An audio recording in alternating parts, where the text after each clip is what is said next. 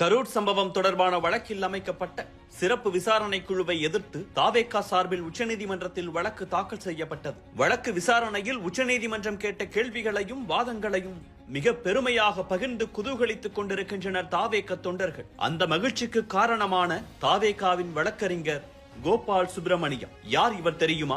1958ஆம் ஆண்டு கர்நாடக மாநிலம் பெங்களூருவில் பிறந்தார் கோபால் சுப்பிரமணியம். தந்தையின் பணி காரணமாக டெல்லியில் வளர்ந்தவர். அங்குள்ள புனித சேவியர் பள்ளியில் தனது பள்ளி படிப்பை முடித்தார். ஹன்ஸ்ராஜ் கல்லூரியில் BSc முடித்தவர். டெல்லி பல்கலைக்கழகத்தில் சட்ட படிப்பில் இணைந்தார். சட்டம் பயிலும் காலத்திலேயே மிகச்சிறந்த மாணவனாக பேராசிரியர்களால் அடையாளம் காணப்பட்டார் கோபால் சுப்பிரமணியம். கார்ப்பரேட் வழக்குகளில் ஆர்வம் கொண்டிருந்த கோபால் சுப்பிரமணியம் அவரது நண்பர் ஷர்துல் ஸ்ட்ராப்புடன் இணைந்து பல்வேறு வழக்குகளில் வாதாடி வந்தார். பின்னர் மத்திய பிரதேசம் மற்றும் உத்தரப்பிரதேச மாநிலங்கள் சார்பில் அவர்களது முக்கிய வழக்குகளில் பல்வேறு நீதிமன்றங்களில் ஆஜராகி வாதாடினார்.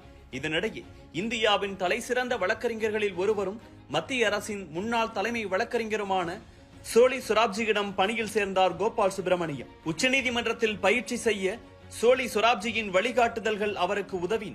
இப்படி பல்வேறு வழக்குகளில் சிறப்பான வாத திறமையை நிரூபித்து வந்த கோபால் சுப்பிரமணியத்தை முன்னாள் பிரதமர் ராஜீவ் கொலையை விசாரித்த நீதிபதி வர்மா குழு கவுன்சிலாக நியமித்தது மத்திய அரசு. கிடைத்த வாய்ப்புகளில் எல்லாம் சிறப்பாக செயல்பட்டார் கோபால் சுப்பிரமணியம். இந்தியா முழுக்கவே பல்வேறு மாநிலங்கள் தங்களது வழக்குகளில் கோபால் சுப்பிரமணியத்தை பயன்படுத்த தொடங்கினர். இதனை கவனித்து வந்த உச்சநீதிமன்றம் மிகச்சிறிய வயதில் அவரை மூத்த வழக்கறிஞராக அங்கீகரித்தது. மூத்த வழக்கறிஞரான கையோடு மும்பை தீவிரவாத தாக்குதல் வழக்கில் CBI வழக்கறிஞராக செயல்பட்டார் கோபால் சுப்பிரமணியம். 2012இல் அந்த வழக்கின் அனைத்து விசாரணைகளும் முடியும் வரை அப்பொறுப்பில் இருந்தார். அதே நேரத்தில் அஸ்ஸாமில் மனநலம் பாதிக்கப்பட்டதாக கூறி பலரை மருத்துவமனைகளில் அடைத்து சித்திரவதை செய்ததாக புகார் வர அதனை விசாரிக்க ஒரு நபர் கமிஷன் அமைக்கப்பட்டது. அதற்கு கோபால் சுப்பிரமணியத்தையே தேர்வு செய்தது உச்சநீதிமன்றம். அதேபோல் 2001 பாராளுமன்ற தாக்குதல் வழக்கில் அரசு சிறப்பு வழக்கறிஞராக நியமிக்கப்பட்டார். பல்வேறு ஆண்டுகளாக உச்சநீதிமன்றம் மற்றும் மத்திய அரசின் செல்ல பிள்ளையாகவே இருந்தார் கோபால் சுப்பிரமணியம். ஏனெனில் அரசியலமைப்பு குறித்த புரிதலும் அதன் விளக்கங்களும் கோபால் சுப்பிரமணியத்துக்கு அத்துப்படி. அதனால் பல்வேறு சட்ட வழக்குகளில் அவரது நிபுணத்துவம் உச்சநீதிமன்றத்துக்கு உதவியது. இந்நிலையில்தான் 2005ஆம் ஆண்டு மத்திய அரசின் கூடுதல் சொலிசிட்டர் ஜெனரலாக நியமிக்கப்பட்டார் கோபால் சுப்பிரமணியம்.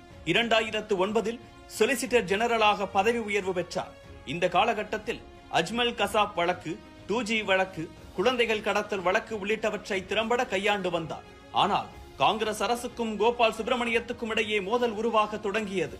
வழக்கு ஒன்றில் சொலிசிட்டர் ஜெனரலான கோபால் சுப்பிரமணியத்தின் பேச்சை மீறி ரோஹின்டன் நாரிமன் வழக்கறிஞராக நியமிக்கப்பட்டார்.